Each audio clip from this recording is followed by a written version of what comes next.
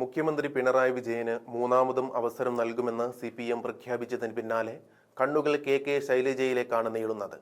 നിലവിൽ MLA ആയ ശൈലജയ്ക്ക് നിലവിൽ CPM മാനദണ്ഡമനുസരിച്ച് ഇനി മത്സരിക്കാനുള്ള സാധ്യതകൾ വിരളമാണ്. എന്നാൽ ചില പ്രമുഖരെ മാറ്റി നിർത്താൻ സാധിക്കുകയില്ലെന്ന തിരിച്ചറിവിൽ CPM ശൈലജയുടെ കാര്യത്തിൽ വിട്ടുവീഴ്ച ചെയ്യുമോ എന്ന് നോക്കേണ്ടതുണ്ട്. CPM കണ്ണൂർ വൃത്തങ്ങൾ ഇക്കാര്യം ഇപ്പോൾ ശക്തമായി ആവശ്യപ്പെടുന്നുണ്ട്. ഭരണവിരുദ്ധ വികാരം ആഞ്ഞടിക്കുന്ന തെരഞ്ഞെടുപ്പിനാണ് 2026 കേരളം സാക്ഷ്യം വഹിക്കുന്നതെന്ന് ഉറപ്പായി കഴിഞ്ഞു. UDF-ന് മുന്നിൽ വീഴാതെ പിടിച്ചു നിൽക്കണമെങ്കിൽ ശൈലജയ്ക്ക് അവസരം നൽകി മുഖ്യമന്ത്രി സ്ഥാനാർത്ഥിയായി ഉയർത്തിക്കാട്ടേണ്ടതുണ്ടെന്നാണ് നേതാക്കന്മാർ പറയുന്നത്. എന്നാൽ CPM ചരിത്രം അറിയുന്നവർക്ക് ശൈലജയ്ക്ക് 1% പോലും സാധ്യത കൽപ്പിക്കുന്നില്ല. 75 വയസ്സ് കഴിഞ്ഞവർക്കും 2 വട്ടം തുടർച്ചയായി MLA ആയവരെയും മാറ്റി നിർത്തുമെന്ന ചട്ടം കർശനമായി നടപ്പിലാക്കുമെന്ന് അറിയിച്ച CPM ഇപ്പോൾ പറയുന്നത് ഇക്കാര്യത്തിൽ പിണറായി വിജയന് വീണ്ടും ഇളവ് നൽകുമെന്നാണ്. സമത്വം വേണമെന്നും സ്ത്രീ പുരുഷ വ്യത്യാസം ആവശ്യമില്ലെന്നും പറയുന്ന CPM പിന്നെ പിണറായി വിജയന് നൽകുന്ന പരിഗണന എന്തുകൊണ്ട് ശൈലജയ്ക്ക് നൽകുന്നില്ല എന്ന ചോദ്യവും ഉയരുന്നുണ്ട്. 2016 മന്ത്രിസഭയിൽ അംഗമായിരുന്ന ശൈലജയെ അടുത്ത LDF സർക്കാരിലെ മന്ത്രിസഭയിൽ നിന്ന് CPM ഒഴിവാക്കിയപ്പോൾ പറഞ്ഞ ന്യായം തുടർച്ചയായി 2 വട്ടം ആരെയും മന്ത്രിയാക്കില്ല എന്നാണ്. അതേ CPM 2ാം വട്ടം പിണറായി വിജയനെ മുഖ്യമന്ത്രിയാക്കി ശൈലജയെ ചതിക്കുകയായിരുന്നു. 2 വട്ടം തുടർച്ചയായി MLA ആയവരെ ഒഴിവാക്കുമ്പോൾ ശൈലജയ്ക്ക് ഇക്കുറി അവസരമുണ്ടാകില്ലെന്ന് ഉറപ്പാണ്. അവിടെയും പിണറായി വിജയന് CPM ഇളവ് നൽകുന്നത് വഴി അവർ എന്ത് സന്ദേശമാണ് മുന്നോട്ട് വയ്ക്കുന്നത്? വടകരയിൽ നിന്ന് MPയാക്കി ശൈലജയെ ഡൽഹിക്ക് കടത്തി വിവാദം ഒഴിവാക്കാനുള്ള നീക്കം പക്ഷേ ഷാഫി പറമ്പിലിന് മുന്നിൽ തകർന്നടിഞ്ഞു. ശൈലജ MLA ആയി കേരളത്തിൽ തന്നെ തുടരുകയും ചെയ്തു. ഇനി രാജ്യസഭ വഴി ശൈലജയെ CPM നാടുകടത്തുമെന്ന കാര്യത്തിൽ തർക്കമില്ല.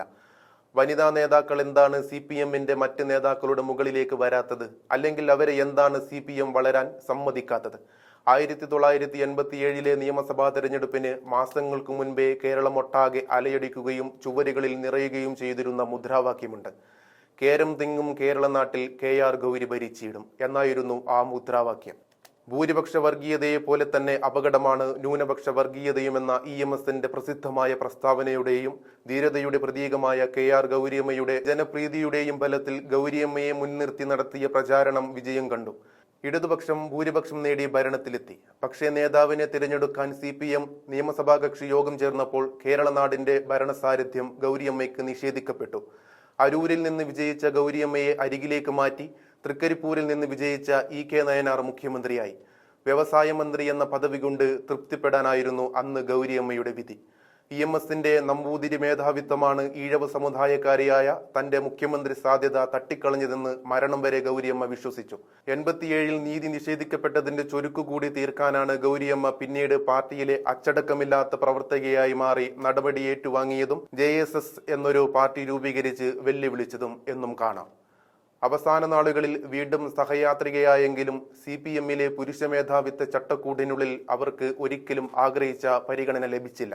ഗൗരിയമ്മയ്ക്ക് മുഖ്യമന്ത്രി കസേര നിഷേധിച്ചതിന്റെ പേരിൽ 87 മുതൽ പഴികേൽക്കാൻ തുടങ്ങിയ CPM-ന് 96 അസംബ്ലി തിരഞ്ഞെടുപ്പ് കഴിഞ്ഞപ്പോൾ പേരുദോഷം മാറ്റാനൊരു അവസരം ഒരുങ്ങിയതാണ്. VS അച്യുതാനന്ദനെ മുൻനിർത്തിയായിരുന്നു അത്തവണ തിരഞ്ഞെടുപ്പ് പ്രചാരണം. EK നയനാർ മത്സരിച്ചതുമില്ല. പക്ഷേ തിരഞ്ഞെടുപ്പ് ഫലം വന്നപ്പോൾ എല്ലാവരെയും ഞെട്ടിച്ചുകൊണ്ട് അച്യുതാനന്ദൻ 1965 വോട്ടിന് മാരാരിക്കുളത്ത് പരാജയപ്പെട്ടു. LDF-ന് ഭൂരിപക്ഷം ലഭിക്കുകയും അച്യുതാനന്ദൻ തിരഞ്ഞെടുക്കപ്പെടാതെ വരികയും ചെയ്തപ്പോൾ സ്വാഭാവികമായും എല്ലാവരുടെയും കണ്ണുകൾ തിരഞ്ഞെടുക്കപ്പെട്ടവരിലെ ഏറ്റവും പ്രധാനപ്പെട്ട നേതാവിലേക്ക് തിരിഞ്ഞു. അത് മറ്റാരുമായിരുന്നില്ല. എക്കാലത്തെയും മികച്ച കമ്മ്യൂണിസ്റ്റുകാരനായി അറിയപ്പെടുന്ന AK ഗോപാലന്റെ ഭാര്യ സുശീല ഗോപാലനായിരുന്നു. മുൻപ് 3 തവണ തിരഞ്ഞെടുപ്പ് വിജയിച്ച് ലോകസഭാംഗമായിട്ടുള്ള സുശീല മന്ത്രിയായി എന്നു തന്നെ എല്ലാവരും കരുതി. പക്ഷേ CPM സംസ്ഥാന സെക്രട്ടേറിയറ്റ് കൂടിയപ്പോൾ തിരഞ്ഞെടുപ്പിൽ മത്സരിക്കാത്ത EK നയനാരെ മുഖ്യമന്ത്രിയാക്കാനാണ് തീരുമാനമുണ്ടായത്. സെക്രട്ടേറിയറ്റിൽ വോട്ടെടുപ്പ് ഉണ്ടായെങ്കിലും 1 വോട്ടിന് നയനാർക്ക് ഭരണസാരഥ്യം ലഭിച്ചു. സുശീലയെ വെട്ടാൻ അന്ന് മുൻകൈയെടുത്തത് ആലപ്പുഴ ജില്ലക്കാരൻ തന്നെയായ VS ആണ് എന്നും പാർട്ടിയിൽ നിന്ന് തന്നെ ആരോപണം ഉയർന്നിരുന്നു.